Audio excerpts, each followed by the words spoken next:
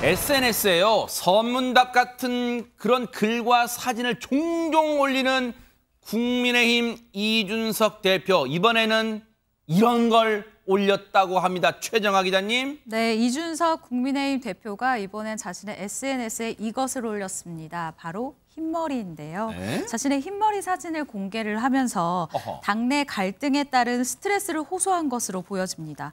이 대표는 25일입니다. 25일 밤 자신의 페이스북에 흰머리 이 사진을 공개를 했는데요. 네. 이런 글을 적었습니다. 흰 머리카락 세 가닥, 네. 동시에 세 가닥 처음 뽑아본다. 라는 이 짧은 글을 올렸는데요. 네. 이에 지지자들은 원래 고생하면 흰머리가 난다더라 라면서 이 대표를 응원하고 지지하는 글을 올리기도 했습니다. 와, 대박 사건이네요. 흰머리 저도 있는데 동시에 세 가닥 뽑는 신공은 진짜 이거 처음일 것 같은데 저도 한 번에 두 가닥까지는 뽑아왔습니다만 세 가닥은 동시에 뽑기 어려운데 그런데 세간에서는 저 흰머리 세 가닥 뽑은 사진 올린 게 그냥 진짜 흰머리 뽑아서 올린 건 아닐 것이다? 이렇게 해석하나 봐요, 박선배 변호사님. 장제원 의원이 지난 23일 매일경제와 인터뷰에서 이준석 대표와 배현진 최고위원 간의 연이은 감정적 충돌에 대해 직접 비판을 하고 나섰습니다. 이게 대통령을 도와주는 정당이냐, 앞으로 1년 얼마나 엄중한데 당이 뭐 하는 거냐, 부담이 되어서는 안 된다는 취지의 발언을 하는데 그러자 이준석 대표 이 장제원 의원의 인터뷰 기사를 공유하면서 디코이를 안 물었더니 드디어 직접 쏘기 시작하네요. 다음 주 간장 한 사발 할 것 같다는 글을 올립니다. 여기서 말하는 디코이는 유인용 미끼를 말하는데 디코이는 배현진 최고위원을 직접 쏘는 주체는 장제원 의원을 의미한다는 풀이가 가능한 대목입니다. 아울러 간장은 네. 간철수, 즉 간보는 안철수와 장제원 의원을 합친 말, 즉 안철수 의원과 장제원 의원을 동시에 지칭한다는 풀이가 가능한데 최근 이 대표를 견제하기 위해서 안 의원과 친윤계가 손을 잡았다는 해석이 당내에서 이어지고 있기 때문입니다. 결국 종합하면 흰머리 한 올은 배현진 최고위원, 한 올은 안철수 의원, 한 올은 장제원 의원이라는 풀이가 가능하다는 것입니다. 대박 사건이네요. 아무리 정치가 해석의 예술이라지만 이런 해석이 지금 나오고 있습니다. 그렇다면 흰머리를 동시에 세 가닥 뽑는 신공은 저 세 명을 한 방에 훅 보내겠다는 그런 메시지인가요? 관련해서 이준석 대표 얘기 들어보시고 이어가 보도록 하겠습니다.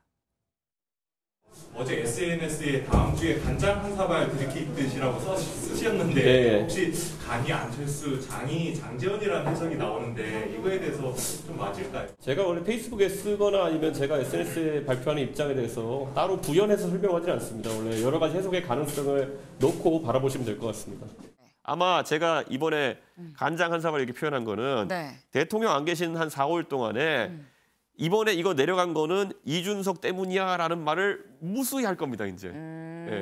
무수히 할 겁니다. 그리고 그러면 제가 지금 지난주 소위 말하는 그 악수했다는 그날부터 해서 한마디도 안 하고 있거든요. 이제 한마디도 안 하는데 떨어지면 또 이제 누구 때문인지 또 찾아다니겠죠, 이제 보면.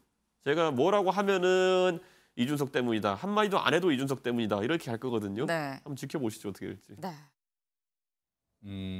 지금 정말 방금 얘기는 따끈따끈한 얘기입니다. 조금 전에 뉴스파이트 직전 프로그램 프레스룸에 오늘 나왔어요. 이준석 대표가. 그래서 이런 얘기를 해줬는데 간장 얘기 등등등, 간장 한 사발 등등 얘기. 그런데 저 얘기는 이종근 평론가님 떨어지면이라는 표현을 보니까 지지율 얘기, 윤석열 대통령 지지율 얘기 또는 국민의힘 지지율 얘기 이런 얘기한 거예요. 어떤 얘기를 한 건가요? 네, 바로 보셨습니다. 지지율 이야기했죠.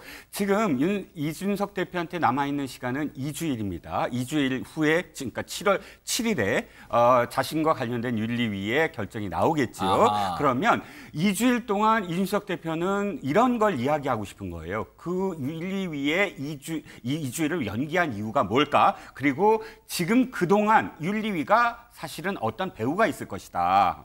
그 배우가 누구일까? 그러면 이런 것들이 사실상 지지율을 떨어뜨리고 있다. 나는 개혁 동력인데 나를 비롯해서 이 개혁 동력을 사실 이용해서 당이 개혁을 하는 것도 시간이 없다. 그런데 사실상 2주일 동안 이렇게 나를 흔들고 개혁 동력을 흔들고 있는 게 아니냐라는 거를 애둘러서 지금 말하고 있는 게 아닐까 싶습니다. 아하.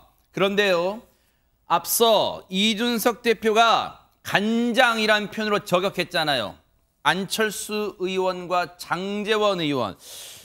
심기가 좀 불편할 수도 있어요. 관련 얘기 들어보시고 이어가 보도록 하겠습니다. 혹시 뭐 간장에 대해서 따로도 하실 말씀 있으신가요? 저는 무슨 뜻인지 모르겠어요. 한국말인데 무슨 뜻인지 모르겠네요. 뭐 속이 타나 보죠. 이준석 대표가 간장 한 사발 할 거다 이런 표현 비유를 한 거에 대해서 어떻게 보시는지. 나게 그만 몰라요. 의원님 저격했다고 이제 나오는데. 아니 뭐 저격한 놈 맞나? 이준석 대표와의 그 갈등이 이준석 대표님하고 어떤 갈등이 있어요? 저하고? 계속 그 언급을 서로 하고 있는 것 같아요. 서로요? 네, 서로? 그렇게 말씀하시면 안 되지. 그렇게 말씀하시면 안 되고. 저는 어떤 언급도 한 적이 없어요. 이 대표를 자, 어떤 언급도 한 적이 없습니다. 재밌게 됐네요. 보세요. 장제원 의원은 조금 발끈하고 있어요. 아니, 내가 간장 한 사발로 저격당할 이유가 뭐가 있어요? 내가 언제 안철수 의원 건드렸어요? 기자분들 아세요? 뭐 이렇게 되묻고 있어요. 근데 보세요. 아까 표현이 장미 변호사님. 네. 진짜 저도 궁금해요. 시청자분도 궁금하실 것 같아요. 왜 어떤 이유로 지금 맥락에서 다음 주에 간장 한 사발을 할 것 같다. 이 말은 그러니까 앞서 이종근 평론가도 얘기했지만 간장 한 사발을 먹을 때 기분이 좋지는 않잖아요. 왜 근데 간장 한 사발을 한다고 저격했을까 진짜로. 이거 사실 딱 특정 두 명을 겨냥한 이 글이라고밖에 볼 수 없는데요. 인터넷상에서 안철수 의원을 간철수라고 표현하는 또 부분이 있죠. 그래서 뭐 간보는 안철수. 예, 그죠? 간보는 네. 안철수라고 해서 이 간과 장제원 의원이 최근에 이 매일경제와의 인터뷰에서 아니 지금 당대표가 뭐 하는 거냐. 이 당대표라고 직접적으로 직격하지는 않았지만 당이 뭐 하는 거냐. 대통령의 이 임기 초반을 왜 뒷받침해 주지 못하냐라고 사실상 이준석 대표를 저격하기도 했습니다. 이 부분과 관련해서 지금 윤핵관 대 이준석의 어떤 갈등 구조가 이뤄지고 있는데 다음 주에는 또 윤리위가 다시 한번 열리지 않겠습니까? 그렇다면 이 구도 속에서 이 윤리위라는 것은 이준석 대표 입장에서는 뭔가 자신의 잘못을 들여다보는기보다는 정치적인 의도가 있다라고 좀 해석을 하는 것 같습니다. 그러면서 안 대표 같은 경우에는 느슨하게 연대를 하고 있고 이른바 윤핵관의 이 진영과 그리고 장제원 의원 같은 경우에는 뭐 윤핵관의 핵심 중에 핵심이라고 분류가 되다 보니까 그 전선을 분명히 하면서 물러서지 않겠다는 의사를 나타낸 것이라고 보입니다. 지금 묘한 기류가 흐르고 있는 거예요. 그래서 지금 간장이라고 한 세트로 지금 언급한 것 같은데 왜 그런지 제가 잠시 뒤에 짚어볼게요. 그런데 이런 가운데 이준석 대표와 대통령실 사이에 때 아닌 뭐 진실 공방이 있다는데 뭐 때문에 지금 진실 공방이 있는 거예요? 한 신문 매체에서 네. 윤 대통령이 그 이준석 대표가 지금 한창 논란이 되고 있는 윤리위 직전인 이달 중순께 비공개로 저녁 식사를 했다라고 보도를 했습니다. 그래서 뭐 그냥 뭐 했다가 아니라 서해 피격 사건을 비롯한 현안에 대해서도 얘기를 했고 그다음에 이제 이것만이 아니라 다음에 또 만납시다라고 이제 계획을 했으나 취소됐다. 뭐 이런 얘기가 나왔어요. 근데 또 다른 종편 프로그램에서는 어떤 얘기를 했냐면 윤 대통령이 이 대표가 지난 20일 회동을 예정했으나 취소했으며 이 대표의 만남 요청을 윤 대통령이 거절했다라고 한 거죠. 그래서 신문에서는 만났었다. 근데 이쪽에서 또 거절했다라고 얘기를 나왔는데요. 대통령실이 아예 발표를 했습니다. 윤 대통령이 이달 중순 이 대표와 비공개 만찬했다는 일부 언론의 보도는 전혀 사실이 아닙니다라고 만남 자체가 없었다고 부인을 했는데 이준석 대표는 여기서 애매모호한 답을 했습니다.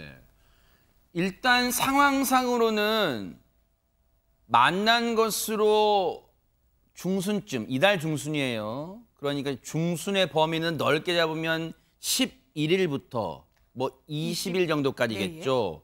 그 사이에 만났다는 거예요. 동아일보 보도 제가 읽어봤는데 토요일 날 윤석열 대통령이 잠깐 저녁에 시간이 나서 만나자고 요청했고 만났대요. 그런데 그 이후에 이준석 대표 측에서 추가로 좀 만납시다라고 요청했는데 그때 추가 회동은 불발됐대요. 그런데 종편 프로그램에서는 아예 회동 자체가 만남 요청을 거절했다. 윤 대통령이 지금 이렇게 조금은 다른 결로 나오고 있어요. 그런데 이에 대해서 대통령실은 지금 말씀하셨죠. 사실 아니야. 그럼 이준석 대표 입장에 머쓱할 거 아니야? 뭐지? 이준석 대표 뭐라고 애매모호하게 답을 했는지 한번 들어보시고 이어가 보도록 하겠습니다. 특정한 시점에 특정한 만남이 있었느냐 여부 이런 것들은 오히려 당대표 입장에서 대통령의 일정을 제가 공개할 수는 없는 겁니다. 여당과 그리고 대통령실 측은 여러 가지 정책 현안이라는 것에 대해서 상시적인 소통을 하고 있습니다. 참 사실관계에서 말하기 뭐하지만은 자꾸 무슨 대통령실과 여당의 소통에 대해 가지고 뭐 윤리와 엮어서 이야기하는 거는 정말 그건 부적절하다. 저희는 한마디도 하지 않았는데 먼저 용산 쪽에서 어떤 입장이 흘러나와가지고 저희가 어떻게 그걸 답할지 상당히 좀 곤란했던 지점들이 덜어 있었습니다. 그러니까 지금 이준석 대표는 만났다는 쪽에 방점을 두고 있는 거예요. 그런데 대통령실은 만난 적 없다. 근데 어제 백범 김구선생 추모식에 참석한 이후에 이제 기자들과 만난 자리에서 이종훈 평론가님. 네. 난 대통령과 여러 방법 경로로 소통하고 있다. 그러니까 만난 쪽에 지금 무게를 두고 있어요. 이준석 대표는. 자, 이준석 대표는 지금 집권 여당의 당대표입니다. 네. 근데 대통령실에서 그 만남을 부인했잖아요. 네. 그런데 당대표가 우린 만났어요라고 할 수가 있을까요? 그건 불가능해요. 대통령은 뒷받침해줘야 되잖아요. 그러니까 지금 이준석 대표가 표현하는 건 용산 측에서 그렇게 나오고 있으니까 내가 어떻게 이야기할 수는 없다. 그것을 그런 곤란한 입장을 지금 표명한 것 같고요. 그다음에 키워드는 여기에 있어요. 상식적인 소통. 이게 굉장히 중요한 말입니다. 이준석 대표의 표현에서. 상식적인 건 뭐냐면 아니 지금까지 그 5월 10일 취임식이 있은 지 벌써 2개월 가까이 지났는데 당대표와 대통령이 상식적인 만남이 없었겠느냐. 당연히 있었겠지라는 얘기고요. 소통이란 말은 뭐가 전제가 돼야 되죠? 공감입니다. 즉 자신의 상황과 당의 상황을 대통령이 공감하지 않았다 그러면 소통이 가능할까요? 그러니까 상식적인 소통이라고 하는 것에 많은 함의는 지금 이준석 대표가 상식적으로 당연히 만났겠지요. 그리고 우리 대통령과 저는 공감하고 있어요. 라는 의미를 지금 함축하고 있다라고 봐야 되겠죠. 어쨌든 그러니까 애매모호하게 답을 했지만 시청자분들은 궁금하시잖아요. 그러니까 만났다는 거야, 안 만났다는 거야 하지만 대통령의 입장도 있으니 만났지만 애둘러 이렇게 표현한 것 같아요. 당대표가 집권 여당의 당대표가 그럼 대통령하고 만나는 게 뭐 대단한 일이냐? 만날 수 있지? 아마 그런 뉘앙스를 풍기는 것 같아요. 그러다 보니까 이준석 대표가 윤석열 대통령과 상식적인 소통을 하는 사이다. 그래서일까요? 최근의 발언들을 보면 윤심은 내 편 이런 얘기도 하고 있습니다. 얘기 한번 들어보시고 이어가 보도록 하겠습니다. 그 18대 국회 이제 구성된 다음에 이재호 전 대표님, 이재호 고문님과 이상득 부의장님, 그리고 정두원 의원이 맞붙어서 싸우면서 이 정권 망했어요. 그러니까 지금 제가 여기서 그럼 그 당시 이재호 고문 역할이 당한 사람 누구냐, 이상득 부의장 역할이 한 사람 누구냐, 정두원 역할이 누구냐 하면 이름 될 수 있어요 지금. 이분들이 좀 윤석열 대통령을 잘 모르는 것 같아요. 저는 이 문제에 대해서 대통령의 의중을 좀 알 것 같은데. 보면 사실 밖에서 보면은 결국은 뭐 당내 권력 다툼으로 지금 비춰지는 상황이거든요. 지금의 이 상황은. 근데 이런 상황에 대해서 친윤과 윤 대통령의 생각은 다르다라고 보시는 건 맞죠? 저는 그게 같으면 큰일 난다 봅니다. 그게 같으면 나라 큰일 난 거죠. 나라 걱정해야 되는 상황입니다. 그러면은. 박성배 변호사님, 지금 이준석 대표가 크게 두 가지를 얘기하고 있는 것 같습니다. 첫째는 그러니까 윤핵관이 윤 대통령을 나보다 모른다는 취지. 둘째는 윤핵관끼리 주도권 다툼을 하고 있다는 취지입니다. 먼저 MB 정권 당시에 주요 인물들의 내부 다툼으로 국정 동력이 약화되었다. 현재 윤핵관끼리의 다툼도 당시와 비견할 수 있는데 과연 윤 대통령이 이러한 상황을 원할까? 그 질문을 던지고 있습니다. 윤 대통령의 의중은 자신이 판단할 때는 힘을 합쳐 민주당을 상대하는 것이다. 이를 통해서 당대표를 현재 흔들어서는 안 된다는 메시지도 동시에 던지고 있습니다. 아하. 그런 핵심적인 지금 메시지를 인터뷰 등을 통해서 던진 거예요. 그러면 이런 생각이 들어요. 장윤 변호사님. 뭐 당내 갈등이라는 표현에 이준석 대표가 동의할지는 모르겠지만 이렇게 비춰지는 모습 결국은 수습하고 좀 진정시킬 사람 오직 한 사람밖에 없다 이런 생각도 들어요? 그렇습니다. 사실 이 갈등 국면의 핵심에는 윤석열 대통령이 있기 때문인데요. 사실 이준석 대표로서는 이 대선 국면에서 윤석열 대통령과 당신 후보였죠. 굉장히 좀 갈등 국면이 있었던 것도 사실입니다. 그리고 혁신위를 출범시키면서 사실 집권 여당의 공천이란 건 대통령의 입김에서 자유로울 수는 없습니다. 그런데 시스템 공천을 표방하면서 뭔가 본인이 이 주도권을 가져가겠다라고 하는 부분과 관련해서 이른바 윤핵관이 충성 경쟁을 하면서 이른바 이준석 속가내기를 하는 것인지 아니면 이 부분이 진짜 윤심이 작용했기 때문인지 여러 해석이 낳고 있기 때문에 이거를 풀 수 있는 키워드는 정말 윤석열 대통령밖에 없다. 그래서 이준석 대표도 지금 계속 뭐 거절을 당했다라는 여러 가지 해석이 나오지만 한번 회동을 한 이후에 다시 한번 이 대통령과의 독대를 요청했던 게 아닌가. 이른바 러브콜을 또 이준석 대표 스스로도 보내고 있는 게 아닌가라고 해석되는 부분이 있습니다. 관련해서 윤석열 대통령은 이런 얘기를 며칠 전에 했습니다. 한번 들어보시고 이어가 보도록 하겠습니다. 이준석 대표 징계 등 당내 갈등이 좀 심한 상황인데요. 당무에 대해서는 대통령이 언급할 사안이 아니고요. 다른 데 용역을 두고 이종근 평론가님, 굳이 윤석열 대통령의 저 얘기를 표현해보자면 일단 불가근, 불가원 원칙 정도를 밝힌 것 같아요. 당무에 대해서. 네, 그렇습니다.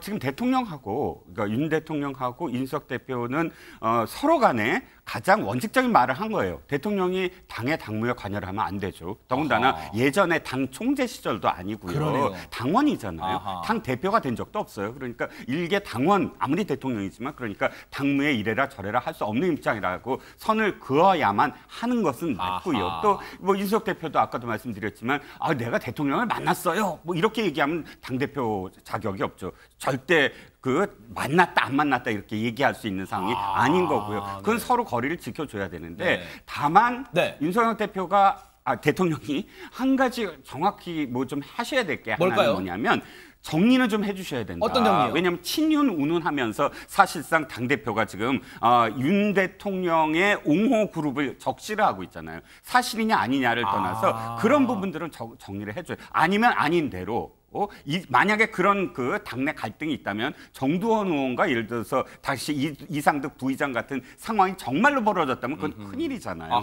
근데 거기에 대해서 친윤은 없다라든지 아니면 그런 것에 대해서는 정말 당에서 유념해야 된다라든지 이런 식의 선은 확실하게 그어줘야 된다라는 생각입니다. 자, 이런 가운데요. 이준석 대표와 최근에 또 하나의 앙숙 관계로 떠오른 배현진 최고위원이 있습니다. 유인경 평론가님, 오늘도 매주 월요일날 최고위원 회의 있을 거 아니에요? 또 부딪혔어요, 두 사람이. 어떻습니까? 기대했던 다툼이 안 일어났어요. 기대했습니다. 네. 기대했던, 예상했던 다툼이 일어나지 않았는데요.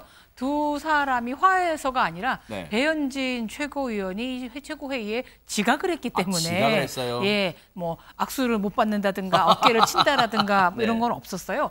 오전 9시 정각이 되자 이준석 대표가 이제 회의장의 모습을 드러냈고요. 근데 배현진 최고위원 자리가 비어 있었습니다. 권성동 의원이 이제 대표가 나타났고 딴 분들이랑 화기애애하게 악수도 하고 그래서 괜찮은가 했는데 이준석 대표가 모두 발언은 하지 않았어요. 모두 발언 자제하고 있고 이제 4분 후에 이제 배현진 의원이 나타났습니다. 모습 드러냈는데 배현진 의원은 이제 옆자리에 권성동 대표한테 인사를 했지만 이준석 대표한테 인사를 하지 않았고 또 이준석 대표는 또 본척도 하지 않으면서 본인이 갖고 온 전자기기 그 노트북인지 뭔지 뭐 태블릿 PC인지 모르지만 그것만 주목하고 있는 장면을 보였어요. 근데 그러니까 많은 분들이 뭐 무슨 뭐 노루 패싱이네, 어깨를 누가 쳤네, 뭐 이래서 심지어 그 무슨 포탈의 댓글에는 두 사람 빨리 결혼해라라는 말까지 나올 정도입니다. 근데 최고위원회의잖아요. 연령에 상관없이 최고위원이라는 좀 지위가 있으시면 언행이나 뭐 공개되건 안 공개되건 너무 티격태격하는 모습만 안 보여주는 게 낫지 않나 이런 생각도 해봅니다. 우리 그런 거 있잖아요. 친구 간에도 친구 3명일 때 A하고 C가 싸울 때 나중에 화해하기는 뭐하고 뭔가 얘기는 해야 되는데 꼭 B를 통하잖아요. 지금의 모습이 오늘도 보세요. 늦게 온 상황에서 배현진 최고 이게 전략적 지각인지 모르겠지만 어쨌든 이준석 대표, 권성동 원내대표는 얘기 잘해요. 그리고 또 배현진 최고 늦게 왔지만 또 얘기 또 해요. 권성동 원내대표랑. 이거 이렇게 중재 역할 잘 해주고 있는 든든한 마청. 그런데 최정화 기자님, 권성동 원내대표 조만간 어디 간다면서요? 네, 바로 필리핀입니다. 윤석열 대통령이 오늘 30일 현지 시간에 열리는 이 페르디난드 마르코스 주니어 필리핀 신임 대통령 취임식에 경축 특사단을 파견을 하게 되는데요. 28일 밤에 이 특사단이 출국을 해서 7월 1일 새벽에 돌아오는 일정입니다. 이 특사단은요, 권 원내대표가 이 특사단장을 맡아 있는데 총 7명으로 구상이 되어 있습니다. 박형수, 양금희 원내대변인, 그리고 김성교, 서일준, 이주환, 배준영 의원까지요. 총 7명으로 구성되어 있고요. 이 관계자가 이에 대해서 이렇게 이야기를 했는데요. 양국의 전통적 우호 협력 관계 강화를 위해서 필리핀 신정부와 긴밀히 협력해 나가길 기대한다는 뜻을 전할 예정이다라고 전했습니다. 더불어서 우리 특사단은 대통령 명의의 친서를 필리핀 신임 대통령에게 전달할 예정이라고 합니다.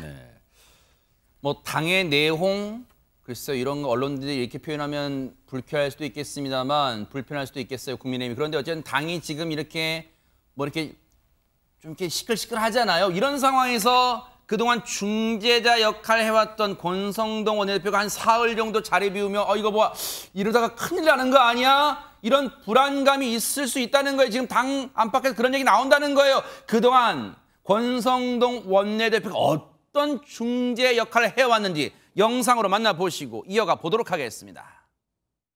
비공개 회의 내용이 누차 제가 그 제안을 드리지 않았습니까? 회의 단속을 좀 해달라고. 잠깐요. 이제 정확히 아니요. 발언권을 득해서 말씀하시고요. 언론에 나가거나 아니면은 발언권을 득하시고 말씀하세요. 특정인이 참석했을 때 유출이 많이 된다는 예언까지 나오고 있기 때문에 저는 더 이상 이 상황을 묵고할 수 없고 지금 최고위원 회의의 그 안에서 해야 될 건전한 회의의 기능과 저희의 그 권한에 대해서 대표님이 의장 직권으로 여태까지 지금 단속을 제대로 안 돼가지고 누구의 핑계를 대면서 지금 비공개 회의를 그만합시다. 같은 소리 들어보세요. 비공개 회의할 비공개 회의하겠습니다. 아니요, 논의할 사안이 있으시면 의사권을 권성동 원내대표께 이양하고 있도록 하겠습니다. 자, 비공개 회의하겠습니다. 그렇게 나가면 안 되나? 이 대표. 네, 저런 상황도 있었어요. 그 이후에는 뭐 악수 패싱에 어깨 스매싱도 있었고 막 등등등 있었죠. 그런데 이 와중에 이준석 대표가 받고 있는 의혹 그리고 여러 가지 뭐 윤리 상황 등에 대해서 뭔가 일침을 가한 사람이 있다면서요. 누굽니까? 박성배 변호사님. 바로 홍준표 대구시장 당선인입니다. 홍 당선인 26일에 온라인 플랫폼 청년의 꿈에 글을 올려 이준석 대표를 언급합니다. 제가 40년 공직생활 동안 여성 스캔들이 없는 이유라는 제목의 글에서 요즘 각종 스캔들로 고초를 겪고 있는 정치인들을 보면 참 안타깝지만 세상 살다 보면 실수할 때도 있는데 그걸 모든 가치 판단의 중심으로 치부해버리는 세상 참 그렇다. 이준석 대표도 잘 헤쳐나가길 바란다는 글을 올렸습니다. 네, 잘 이게 앞서도 제가 말씀드렸지만 이종근 평론가님 정치가 해석의 영역, 해석의 예술이잖아요. 그럼요. 잘 헤쳐나가길 바란다. 이거 응원이에요? 아니면 다른 뜻이 있어요? 어떤 거예요? 저는 지금 관전의 묘미다. 관객으로 정말 어느 쪽이든 상관없는데. 그래요? 재밌게 지켜보고 있다. 뭐 이런 정도의 느낌이요. 그래요? 왜냐하면 제가 뭐 어떤 폄하하는 게 아니라 홍준표 지금 시장과 그다음에 이준석 대표가 공통점이 좀 있어요. 뭘까요? 점점 뭐냐면 어떠한 불리한 상황이 오더라도 그것을 자기의 페이스로 되치는 능력. 그래요? 이준석 대표도 사실 험난했잖아요. 한 2년 정도. 근데 웬만한 멘탈이 아니면 이렇게 못 견뎠을 겁니다. 수많은 비판과 또 보수 유튜브의 어떤 공격들, 그렇죠. 또 당내에 어쨌든 반대의 어떤 세력들이 분명히 존재하는데도 불구하고 자기의 어떤 메신저로서의 어떤 굉장히 그 이점들 방송에 네. 나가서 한마디 할 때마다 자기의 주도권을 놓지 않잖아요. 근데 홍준표 시장이 거의 그런 능력이 있죠. 아무리 불리한 것이 오더라도 그 불리한 것을 자신이 유리한 상황으로 바꾸는 능력. 그러니까 어떤 선배로서 또 그렇게 이렇게 이야기하는 어떤 부분도 저는 있다고 봅니다. 왜냐하면 두 사람이 지금 겹치는 영역이 그러니까 지지자가 겹쳐요. 아, 그래요? 예. 그러니까 젊은 세력, 그러니까 2030들이 이 홍카콜라 그래서 지금 열광했던 분위기잖아요. 네네네. 그러니까 직접적으로 공격하거나 그렇지 않아요. 그렇지만 잘 헤쳐나가 하면서도 이 거리를 두는 그러니까 여러 가지 함축된 어떤 의미를 갖고 있습니다. 그렇군요.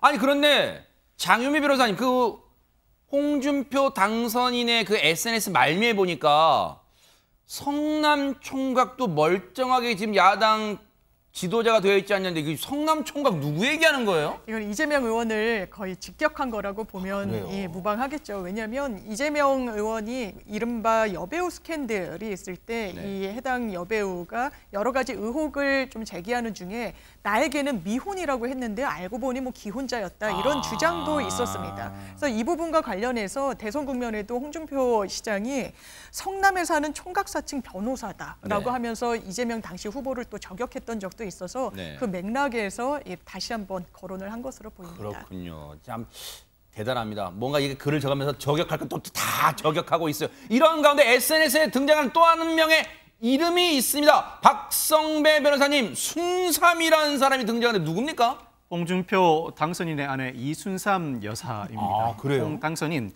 공직 생활에 들어온 이래 지금까지 여성 스캔들 없이 살아온 것 전적으로 우리 순삼이 덕분이라고 생각을 합니다. 방만하던 검사 시절 자칫 옆길로 셀 수 있었는데 엄처시야에 밤 11시까지 귀가라는 명을 따를 수밖에 없었다고 부연을 하는데 이 엄처시야는 엄한 아내 아래에서 아내를 모시며 살아가는 남편을 의미하는 용어입니다. 유인경 평론가님은 뭐 국회 출입도 오래 하셨고 그다음에 뭐 정치 다 쭉 봐오셨겠지만 이 홍준표 당선인이 좀 아내 지극히 사랑하는 사랑꾼입니까? 아내 칭찬을 대놓고 SNS 하고 있네요. 대놓고 자주 합니다. 아, 그런가요? 네. 전형적인 꼰대 스타일임에도 불구하고 이렇게 대놓고 아내 자랑을 해서 아내 덕분에 내가 스캔들 없었다고 하는 바람에 좀 지지도가 견고해지는 것 같은데요. 지금 홍준표 아내분 옛날 때 모습이네. 네. 정말 잘생겨지셨는데요, 홍준표 시장은. 저때 굉장히 저때 날렵하게 생겼네요. 네. 아니요, 굉장히 건강이 안 좋았다고 합니다. 그래요? 근데 두 분은 결혼한 지 올해가 40주년이에요. 1982년도에 이분이시군요. 홍준표 시장이 사법고시 합격하고 난 다음에 이제 나 사법고시 합격했으니 결혼해다오 하고 결혼을 했고요. 근데 그래서 이제 아름답게 결혼 생활을 한 줄 알았으나 1991년에 광주지청에 강력검사로 취임을 했는데 그 무렵에만 해도 우리가 왜 그 모래시계 이런 데 나오는 장면처럼 조직폭력배들이 그 지역 검사들에게 술자리를 만들어서 사건에 연루되거나 같이 공범으로 몰아간 일이 많아서 절대 술자리를 조심해라라는 그런 게 지침이 나왔었답니다. 그러나 그런 지침보다도 홍준표 시장은 그런 지침보다 아내를 생각해서 1991년부터 여자 나오는 그런 술집은 가지 않았으면 술을 마셔도 두 잔 이상은 마치지 않았다라고 얘기를 하면서 사랑꾼다운 면모를 보였습니다. 표현 방식은 뭐 어떻든 간에 아내를 향한 지극한 사랑을 또 드러내니 또 이건 또 배울 점 같다 이런 생각도 해봅니다.